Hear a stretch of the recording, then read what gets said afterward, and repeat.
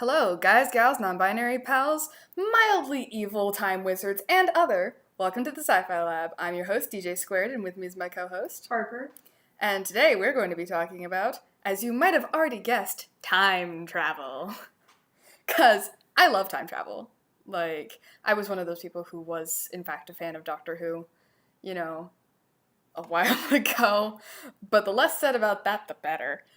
Why I'm not clued in on this at all. Is it bad now? The degradation okay. of Doctor Who. It makes me upset because the newest Doctor is actually female. Mm-hmm. You know the basic mythos of the Doctor, right? For those who don't, the Doctor is the main character of the British television show Doctor Who. The Doctor is an alien from the planet of Gallifrey, and the thing about his species, the Time Lords, is that they can regenerate themselves when they die 13 times. So, the current regeneration, and actually the last regeneration of the Doctor, until they pull some wacky time shenanigans, because the show is never going to end. So they're on the 13th now? They're on the 13th, and the first woman. And she's the first woman out of, 13 Doctors and everything. And she looks kind of badass. Yeah, but I can't watch it anymore because, one, the way it's been written in recent years means that there's actual overarching plot, even if that overarching plot makes no sense. I would still have to, watch it for context. I don't want that context. I hate the current writer and showrunner, which sucks. One season, and it was the 9th Doctor. Oh, I love 9. 9 is my boy. That's the only season. I've seen every episode of that season, though. I love Christopher Eccleston so much. I wish he had had a longer run as the Doctor. He is probably my favorite. Tennant was good, but Eccleston will always have a special place in my heart. I've seen a couple of the David Tennant ones, but my sister watched it, and so it was one of those things where it's like I'm just walking to the kitchen and she's got it on, and I'm like, oh, what is this?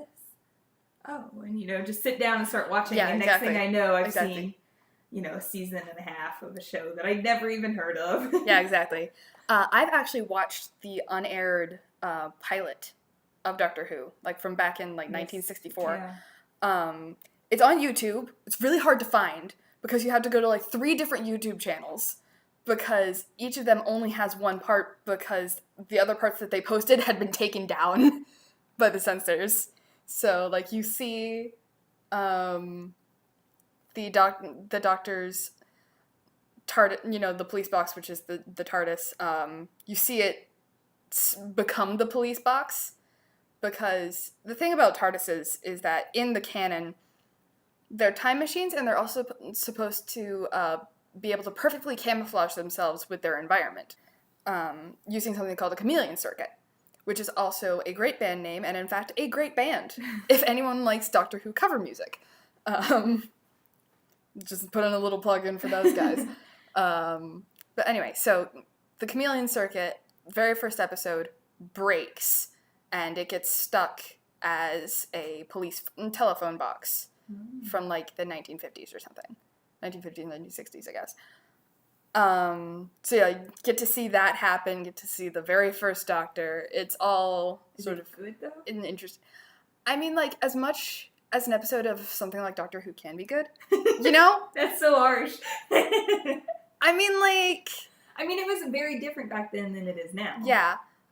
I mean, it was, especially since it was much more episodic, is the thing. Standards for good TV episodes are different for episodic TV shows than they are for, plot-heavy TV shows. So, it was good by, that margin. And also with the technological limitations of, the 1960s. Yeah, that's true. I mean, they were trying to do some really, really interesting stuff very early. Well, didn't they also really want to avoid certain tropes? Didn't they want to avoid having bug-eyed monsters and things like that? I mean, they sort of did, but the way that they ended up, I would say that the Daleks would be considered a bug-eyed monster. Only one eye. Oh, okay. I'm I don't know what that is. See, oh come on, they're the just Google it real quick because I don't know how to spell it. Dalek. Wait a minute. Eccleston fought a Dalek. Okay. Yeah, I Looks have like seen these. Yeah. But they're not very monstery. They look like salt and pepper shakers. Look at the inside. The inside. Because that's just a shell that they built around themselves. I mean, granted, we didn't actually see what a Dalek truly looked like until, like, oh gosh. I think it was Eccleston, though. Eccleston was the, like, we saw inside the Dalek during the Ninth Doctor's run. I don't remember. The only, like, villainy type thing I remember was the stretched skin and it's like, moisturized. Yes, the last human. Oh. That's the only one I remember. I mean, she was very memorable. I believe her name is Cassandra? Yeah, Cassandra, sounds right. Feel free to correct me in the comments if I'm wrong. But she also comes back during Tennant's run. That was a very fun episode. Would recommend. That's another thing about time travel, like Doctor Who and time travel in general, is that you have the ability to bring back these villains, but in sort of a weird way where you're bringing back the villains, but it'll be like before you actually met them or before they met you. So specifically in Doctor Who, yeah, this is gonna end up just being an episode about Doctor Who at this point. But during the 11th Doctor's run, and at the very end of the 10th Doctor, there was this whole overarching plot where this character River Song, by the way, spoiler alert, major spoilers about River Song if you just don't know about River Song, here's your spoiler warning. River Song is somehow traveling counter to the Doctor. So, like, every time we meet her, every time the audience and the Doctor meets her, it is backwards in her timeline. Like, the first time we meet her is the last time she meets us. Oh. And it goes like that. So yeah, in Tennant's run, where we watch her die, because she dies for the Doctor, who is her husband. Like, they're actually, like, legitimately married. In the show or real In the life? show. Okay. In the show. No, that's interesting because the 10th Doctor, David Tennant, his wife was on Doctor Who. But she was in an episode where she was playing his daughter? Yeah, his genetically cloned daughter. Yes. So, and she's also the actress is also the daughter of a former Doctor, like the 4th Doctor or something. We were saying earlier, is interesting that there's at least one episode of, like, every single kid's cartoon, like, specifically cartoons, but I think live action shows do this too, that they just have a time travel episode. Yeah, I feel like there's a Zach. Oh, this is really random. Like a Zach and Cody one. It's definitely like I feel like they were on a cruise ship and it was like the 1940s or something. Might have been. I don't remember that episode specifically, but, like, it seems very on brand. Yeah. Just because of all of the episodes of Zach and Cody that have existed. It was a really good show, though. I actually really enjoyed that show. I liked most of Disney shows, so... Same. Well, Disney shows back when I was actually watching TV. Yeah. Because I've seen some of the new ones, and, like, one of the ones, like, Liv and Maddie, fine.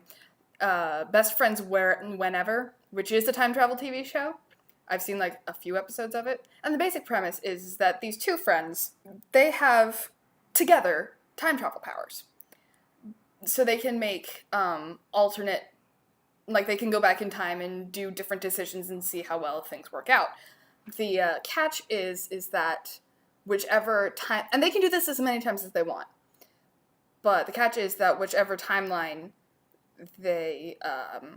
or whichever one is the last timeline, that's the one that they, like, yeah, whichever one's the last timeline is the last one they stick with, and that's what happens. So, like, if they go back in time and one of them has a really good day, but one of them has a really bad day, and then they just don't go back, then those stay the way they were. Oh, so they're stuck in that time? That timeline becomes the original, the actual timeline. So, like...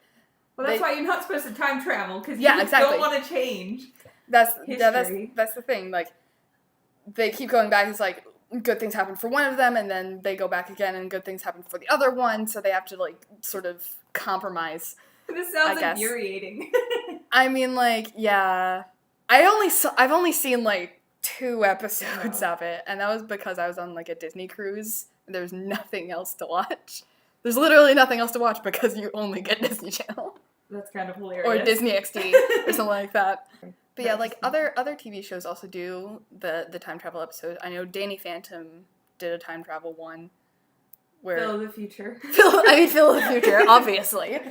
Didn't that show end with them, like, going back into the future and, like, Phil and Keely are married or something? I don't know that I ever finished it. I feel like that happened. Or maybe it was just wishful thinking. I don't think I've never read fan fiction for Phil of the Future.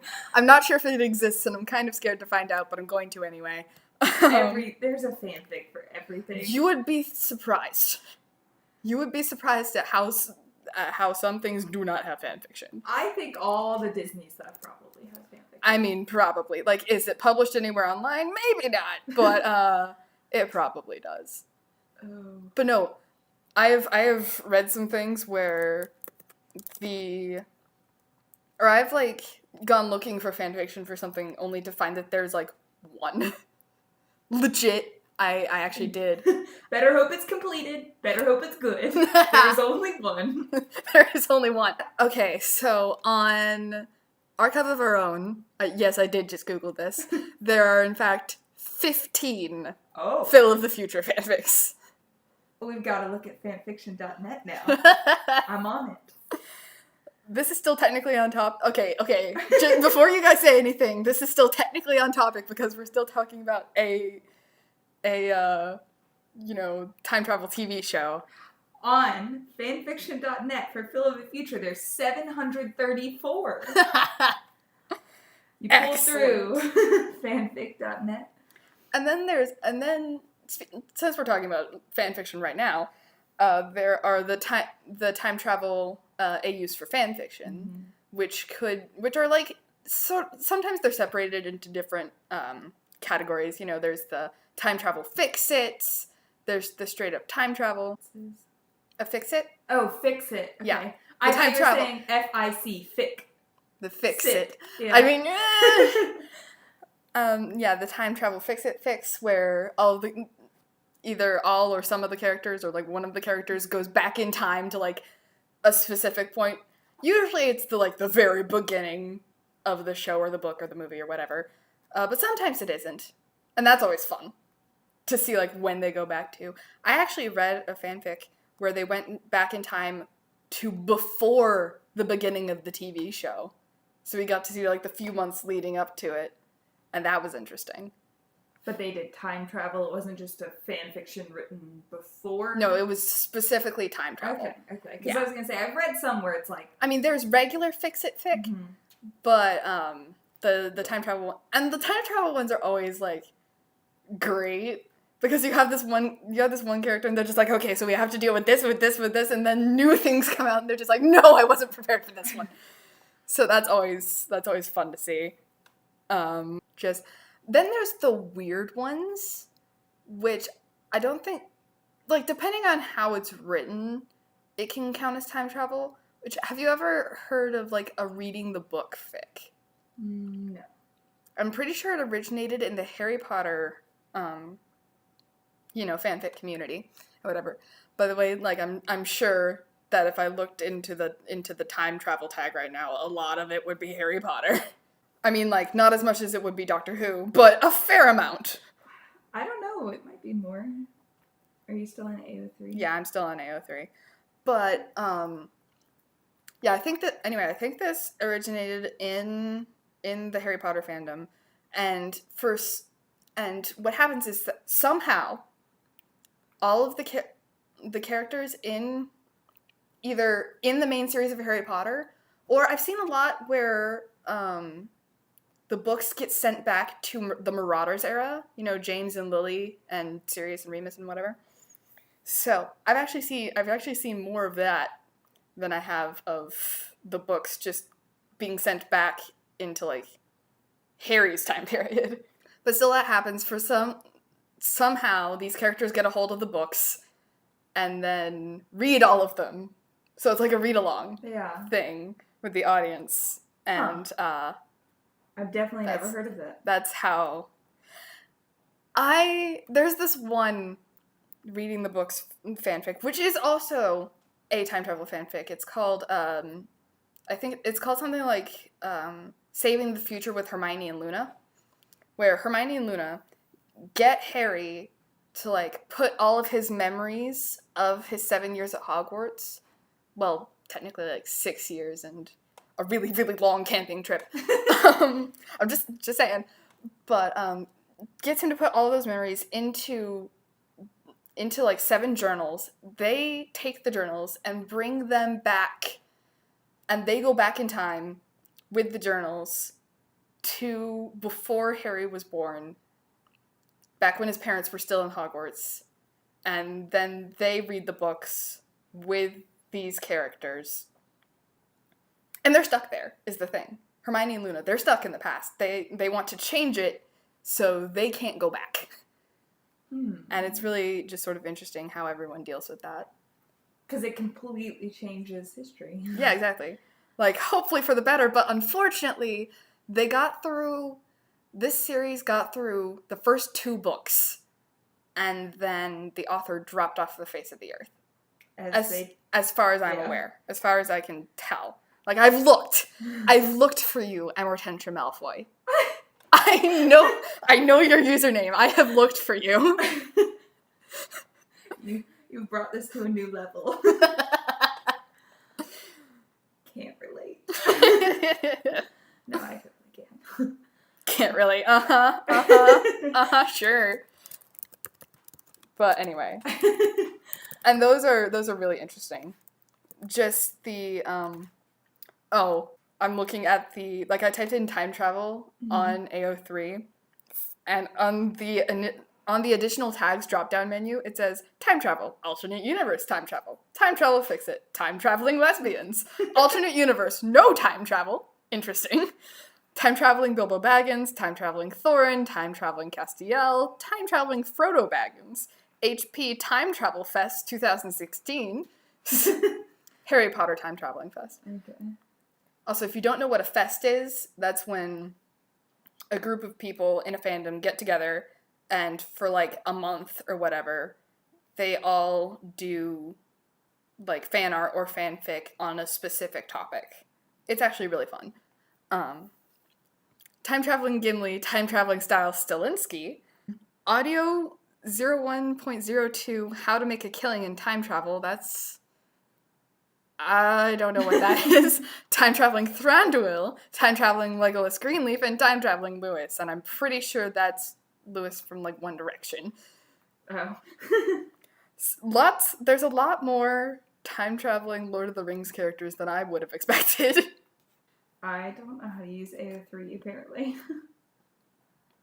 What do you... I think I got it. I did search tag. Is that... yeah, okay. I mean... I'm on a whole list of tags now. What are these things? I mean, it just depends. Anyway, back to time travel. Let's time travel to the beginning of this the beginning of this podcast. Do it again. Oh no. Favorite time travel just thing ever. I'm actually gonna have to go with this again kids TV show. It was on Discovery Kids. It's called Time Warp Trio. Yeah. Which is I thought that was a book series. It might be. I think I read those it books. It might also be a book series, but I watched the TV show. Okay. It's the TV shows where these like three boys, like one of them gets a magic book from his uncle, and the magic book, it's a history book, but you can use it to time travel, and like it's sort of like the Magic Treehouse. I read these books. Nice. I had forgotten all about them, so you just brought up like great nostalgia. So great. It's like, I don't know what it is with me and edutainment, but I mean, I just love it. That's a good problem to have, though. That was also the sort of the inspiration for the opening this episode. Okay. Was Mad Jack, who is one of the main character's other uncles, who's trying to steal the magic book from him so he can like take over the world or something. I don't actually remember Mad Jack's motivations. Okay, so this came out in 2005. That's when this came out. What about you? Do you have any time travel? So, for books, Time Warp Trio books, they really were good. We used to go to Scholastic book fairs, and we would always go and pick out those books specifically. Like, we loved those books. See, I didn't have those books at my book fair. I had like the Magic Treehouse, but I didn't have it. I've never seen a Time Warp Trio book, which is weird. But then I can't think of a movie, even though I'm sure I've seen movies that have time travel. Yeah, I mean, I feel like it's impossible that I haven't seen a movie with time travel. I mean, like, there's the ubiquitous Groundhog Day, which I've never actually seen, but like everyone's heard of. You know? That's actually it's really funny. Okay. I do like that one. I mean, that counts. He's stuck in a time loop. Oh, and like we were talking about before we started recording, but Whoopi Goldberg was in a time travel movie when I was a kid, but it was like a made-for-TV movie. And I remember loving it, but I probably haven't seen it in 20 years. Also, if you've ever seen, Harry Potter 3, that counts. Harry Potter 3? Harry Potter and the Prisoner of Azkaban? Do they time travel? Yeah. Yeah, so that's like a major plot point. The first 6 movies and read none of the books, but I don't remember anything about the plot line. Well, it's kind of embarrassing. I've watched 6 of the movies. I feel like I should know the character names and know anything about this, but I don't. So I normally smile and nod when Harry Potter comes up. I'm like, sure. I wasn't allowed to read it, so I snuck. So you were one of those people. Yes, when one of the movies came out, I was like 13, and I asked if I could go see it with my friends. And my dad was like, well, it's your choice, but if you do it, just know that I'll be horribly disappointed in you as a person. I was like, okay, I'll see you later. I'll be home at 10. Peace out. And I went. Nice. And it was so packed. Well, yeah. Release night for Harry Potter movies. Oh, you went to a release night? Yeah. That was like the craziest experience ever. And I'd never seen any of the other ones. That was the 4th movie. Nice. I'd never seen any of the other ones. That was the first one I'd ever seen. Ooh, as far as jumping into the series, the 4th one is not the best. Yeah. I mean, like, I still like the 4th one. I just remember it having the Twilight dude in it. Cedric, isn't that his name? Cedric Diggory died and came back as a sparkly vampire. Yep. That was a joke for a long time. That's the only thing I remember about that movie is him being in it. Mm-hmm. Well, like there are like I just Googled it right now to like movies with time travel in them to like refresh myself. And of course, in recent years, Interstellar, which I haven't seen, but apparently was very good. Star Trek, the Star Trek reboot, involved some time travel with Spock and Spock Prime. It's like, what would be better than having one Spock? Having 2 Spocks. And one from... Oh, you mean the movies? Yeah. Okay. I was thinking the new Star Trek TV show. Oh, no, that's Star Trek Discovery. Okay. Like, I would have called it Star Trek Discovery. Okay. Either that or I would have called it Disco Trek. That's a good name. I mean, but no, I was talking about the reboot movies with Chris Pine. Okay, yes, I've seen those. Because yeah, you've got like new Spock, and then you've got Spock Prime, which was Leonard Nimoy. Right. And that was old fun. Star Trek did City on the Edge of Tomorrow. That was time travel. I think it was City on the Edge of Forever, but okay. Yeah, that City on the Edge good of episode. Forever. Yeah, that was the Harlan Ellison one, right? Yeah. Fun fact about that episode, the original impetus for their time traveling was some sort of space drug. Like, people were drug dealing on the Enterprise. I don't remember that. And that was the original script that Harlan Ellison wrote. Like, it wasn't in the show. Right. Because the showrunners are just like, Harlan Ellison, why are you like this? Yeah. Which they completely changed. Oh, yeah. And the whole thing with, what was her name? Edith? I think so. I think her name was Edith. I feel so bad I can never remember these women's names. Like, the only women I remember from the show are Uhura, Chapel, and Janice. Well, she was only in one episode. I mean, so. yes. But still, she was a pretty major part of that episode. He falls in love with her. Supposedly. I mean, it's Kirk. Come on, man. We all know that you're in love with your first officer. Anyway. So wait, what was her full name? Edith Keeler. Edith Keeler. Which sounds sort of like a name that a character would have in, like, a teen comedy. Like one of those teen movies. You know what I'm talking about? Like the ubiquitous, really unpopular girl. Or like the outcast girls. Yeah, exactly. Edith Keeler. Exactly. I'm thinking Mean Girls. You got like the full braces and like the really like ugly glasses that no one should wear, and yet for some reason they make them. Are you looking at a picture of me from high school while you say this? I feel personally attacked right now. Okay? Personally attacked. But did you wear oversized sweaters that had holes on the edge? No, my sister did though. She really did that. She would cut little holes in, stick her thumbs through all the time. I never understood it. I had a friend in art class who did that. But anyway. Oh, back to the time travel movies. One that I would really suggest, like, not because it's like a cinematic masterpiece, but just because it's just kind of fun. It's Owen Wilson's Midnight in Paris. I have seen that. It's just fun because it's Owen Wilson. I gonna be honest, I expected so much more from it, and then was kind of let down when I saw it. I think I just love the time period that they traveled to, and I expected so much of it, but then they kept going back. Yeah. And then you're just like, it was, yikes. That was the only reason why I was disappointed, though. I thought the rest of it was pretty cute. I liked it in general, but I've only seen it once. I mean, I actually saw it in class. Oh, really? Yeah, it was art history class. Okay. So, because we were talking about, I don't even remember. I mean, like, it was Paris. You know, it's a movie, Midnight in Paris, so obviously there's going to be some art history in there. Yeah. You know, people are like, what would you do if you had a time machine? I would go back and change learning standard. Like, whoever decided on standardized tests, I would go back and I would shoot them before they had a chance to suggest it.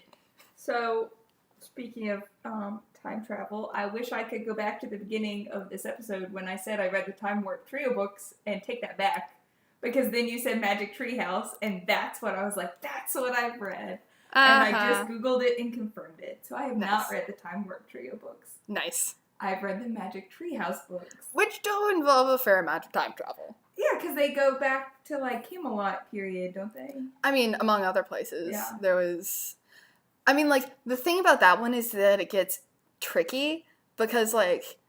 they're sort of going back in time, but they're also going back into these books. Yeah. Is the thing. So, you could argue that it's not time travel if the book isn't historically accurate.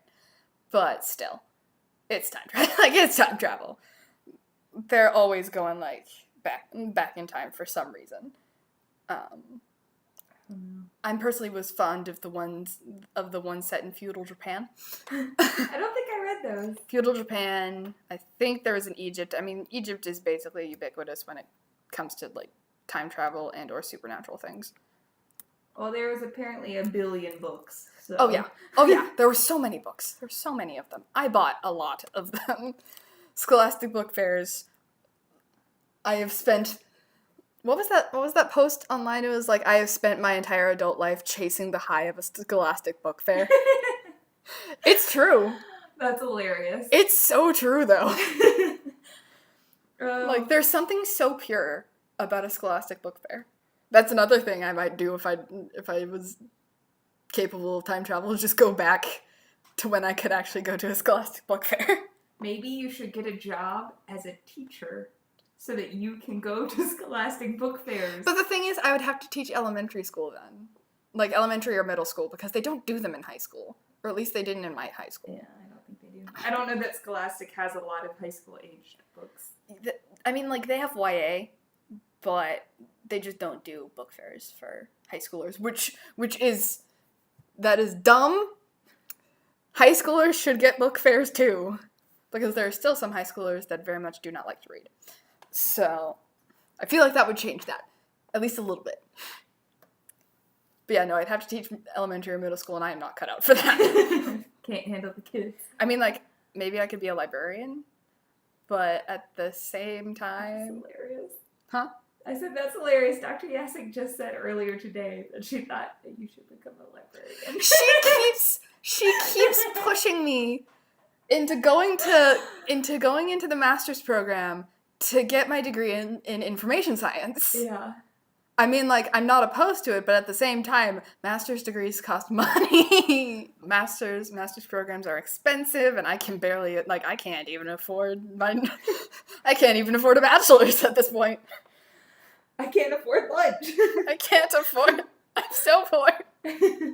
That's when I'd go back in time. I'd go back in time and advise my parents on their stock portfolio so that we could be rich enough for me to go to college without having to take loans. Yeah, I've got 5 siblings. Oh. I only have one. Still. I feel like we should end this off here before it gets Before we start crying over the fact that we're broke college kids. Yeah. So, I'm DJ. I'm Harper. This has been the Sci Fi Lab. Thanks for listening.